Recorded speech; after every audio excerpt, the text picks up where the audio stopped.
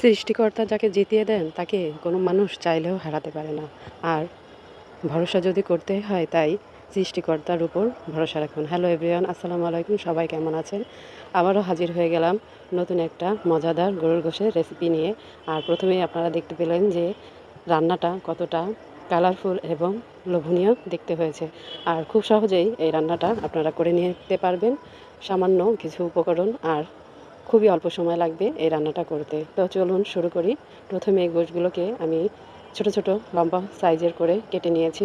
আর তার ভিতরে একে একে মশলাগুলো দিয়ে দেব। বেশি মশলা কোনো কিছুই তেমন দিতে হবে না।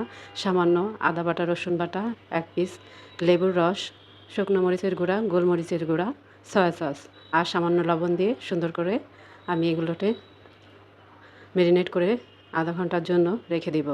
আর আপনারা খেয়াল করেছেন নিশ্চয়ই, আমি কিন্তু এর ভিতরে কোনো তেল দেইনি। আমি এটাকে এখন আধা ঘন্টা রেস্টে রেখে তারপরে সিদ্ধ করে নিব পানি দিয়ে। গরুর গোশটা যেহেতু সিদ্ধ হতে একটু সময় লাগে, ঢেকে আপনারা মিডিয়াম জালে বেশ অনেকক্ষণ ধরে এটা সিদ্ধ করে নেবেন। আর সিদ্ধ হয়ে গেলেই তখন আমরা এগুলোকে একটা পাত্রে সরিয়ে রাখবো। আমি আর একটা কড়াইতে গাজর সিদ্ধ করে নেব। আর গাজরগুলো আমি কিভাবে কেটেছি, ঠিক যেভাবে গরুর গোশগুলো কেটেছি সেরকমই সাইজ করে আমি কেটে নিব।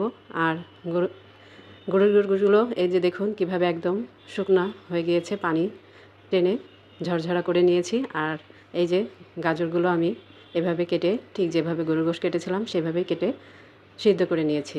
আর এখন তেল দিয়ে তার ভিতরে আমি বড় বড় একটা পেঁয়াজ 4 টুকরা করে সুন্দর করে পাতাগুলো ছাড়িয়ে নিয়েছি। সেগুলো দিয়ে, গাজর দিয়ে, গরুর গোশ দিয়ে আমি এগুলোকে সুন্দর করে তেলে দিয়ে নিব। খুব সহজ এবং সাধারণ রান্না, কিন্তু খেতে অসাধারণ হয়েছিল। আর আমি যেহেতু সব কথার সঙ্গে আমার কথার সঙ্গে ভিডিওর মিল নাও থাকতে পারে, আমি যেভাবে যেভাবে ভিডিওতে দেখাচ্ছি আপনারা সেভাবেই রান্না করার চেষ্টা করবেন।